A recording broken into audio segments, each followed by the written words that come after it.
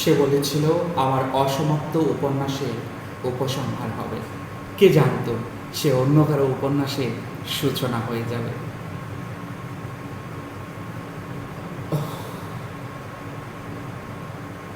তার সাথে আমার পরিচয় আজ থেকে ১.৫ বছর আগে। তার লম্বা কালো কেশ দিকে আমি তার প্রেমে পড়েছিলাম।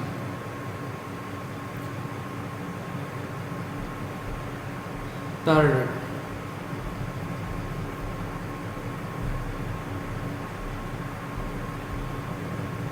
তার কিছু ব্যবহার আমাকে মুগ্ধ করেছিল।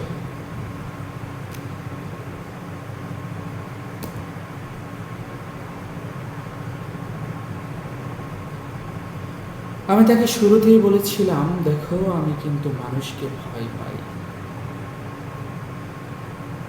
আমি তাকে এই প্রশ্নও করেছিলাম, তুমি কি কখনো আমাকে ছেড়ে যাবে?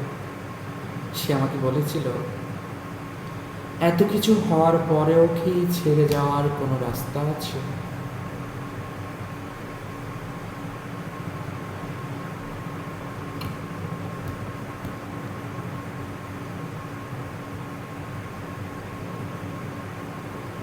বর্ষা চলে গেলে যেমন নদী শুকিয়ে সেই নদীর উপর দিয়ে রাস্তা বেয়ে চলে, আমার মনে হচ্ছে তার জীবন থেকে আমার প্রেমের সেই জল শুকিয়ে সে অন্য কোথাও যাওয়ার রাস্তা খুঁজে পেয়েছে। যাই হোক, তার সাথে পরিচয় আজ থেকে প্রায় ১.৫ বছর আগে।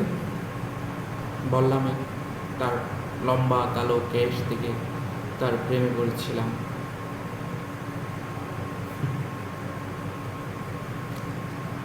আমাকে কি সে কেন ভালোবেসেছিল তা জানি না, তবে সে আমাকে ভালোবেসেছিল। মুখেও বলেছিল, আমার প্রতি তার টান আমি টের পেয়েছিলাম। এই কয়দিনে তার সাথে অনেক স্মৃতি রয়ে আছে স্মৃতির পাতায়।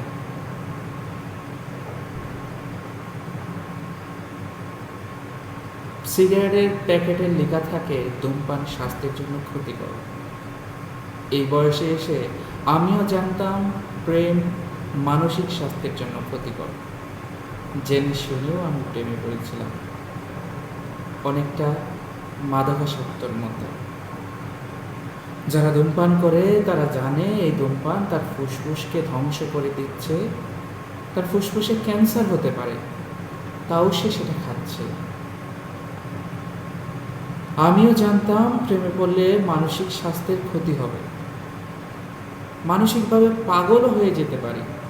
তারপরেও আমি তার প্রেমে মাদকাসক্তের মতো তার প্রেমের নেশায় পড়েছিলাম।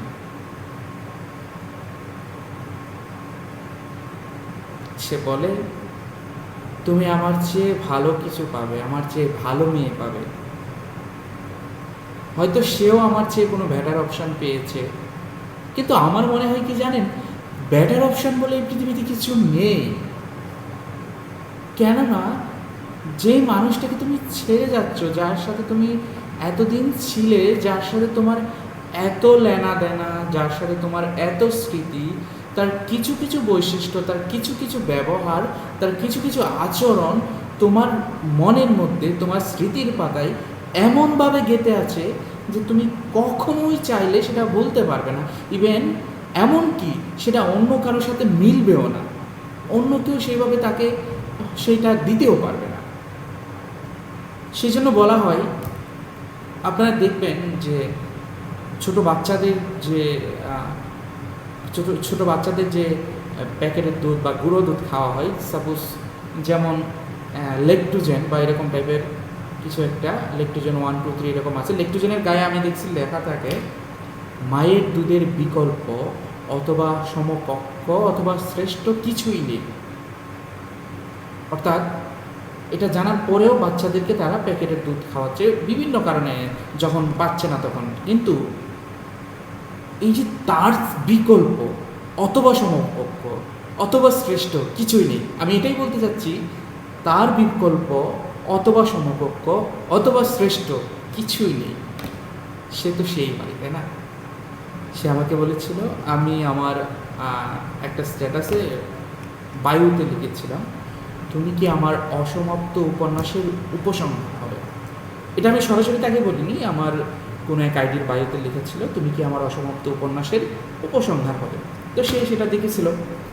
তো সম্পর্কের শুরুর দিকে হয়তো 2-3 মাস বা এরকম সময়ে তার সাথে কোনো একটা কারণে ঝগড়া বা কথা কাটাকাটির কারণে বা যে কোনো কারণে, আমার সঠিক মনে নেই, কিন্তু কথাগুলো মনে আছে, কোনো একটা কারণে তার সাথে আমার কথা বলা হয়নি। 2 দিন বা 3 দিন মনে হয় কথা বলা হয়নি, আমি ইচ্ছা থেকে কল দিইনি।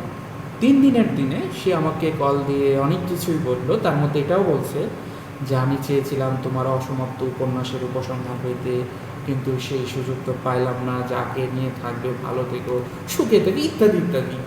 তো এই যে সে বলেছিল যে আমার অসমাপ্ত উপন্যাসের উপসংহার হইতে চাইছে, তখন যে একটা ভালো লাগা কাজ করছিল আর তার প্রতি সর্বোচ্চ এবং শতভাগ যে একটা আস্থা তৈরি হয়েছিল যে হয়তো সেই আমার অসমাপ্ত উপন্যাসের উপসংহার হয়ে যাবে, আমার জীবনটা পরিপূর্ণ হয়ে যাবে। ইভেন এমনকি সে যদি আমার জীবনে আসে, মনে হবে আমার পুরো পৃথিবীটাই বদলে যাবে।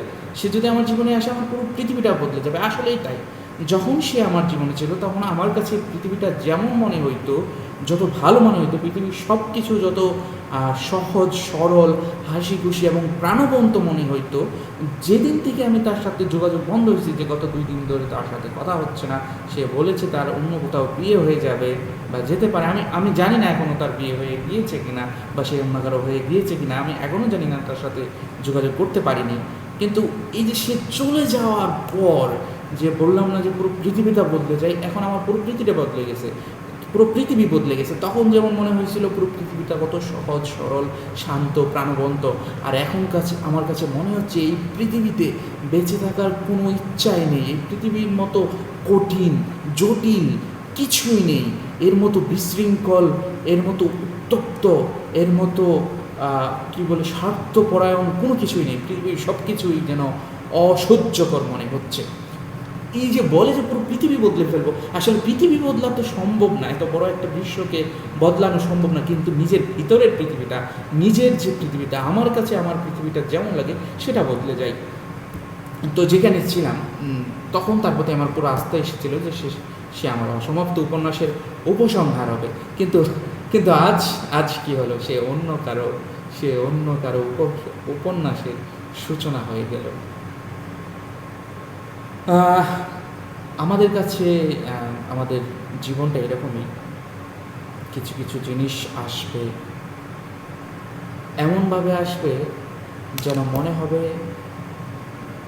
যাওয়ার কোনো রাস্তাই নেই, কিন্তু যে আসবে সে চলে যাওয়ার জায়গা করে দেবে, আমরা আমাদের জায়গায় পড়ে থাকবো।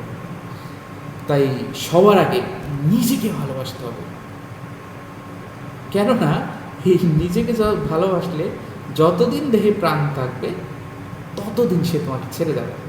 তোমার যত কিছুই আসুক, যত ঝড় তুফান তোমার উপর দিয়ে যাই কিছুই হোক, সে তোমাকে ছেড়ে যাবে না যতদিন দেহে প্রাণ থাকবে। যেদিন চলে যাবে সেদিন তো শেষ, তোমার পৃথিবী শেষ, তোমার পৃথিবী ধ্বংস, তোমার জন্য কেমন। আর অন্য কারোর উপর যদি আমাদের আস্থা হয়, যাকে আমরা নিজের জীবনের চেয়েও বেশি ভালোবেসে ফেলি, তারা একদিন চলে যাবে, হয়তো অন্য কারো হয়ে যাবে, না হলে তোমাকে ছেড়ে চলে যাবে চিরদিনের জন্য, অথবা অন্য কিছু, অথবা অন্য কিছু, অথবা অন্য কিছু। তাই আজকে তারা নিয়ে যে শেষ কবিতাটা লিখেছি, সেটাই শেষ মুহূর্তে আপনাদেরকে একটু বলতে চাই।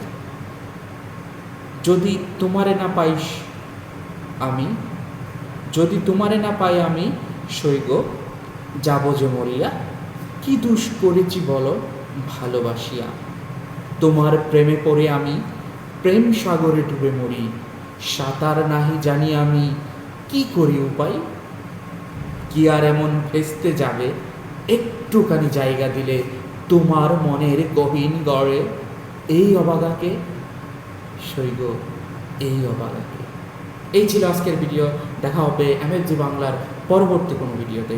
সেই পর্যন্ত সবাই ভালো থাকবেন, সুস্থ থাকবেন আর নিজেকে ভালোবাসবেন।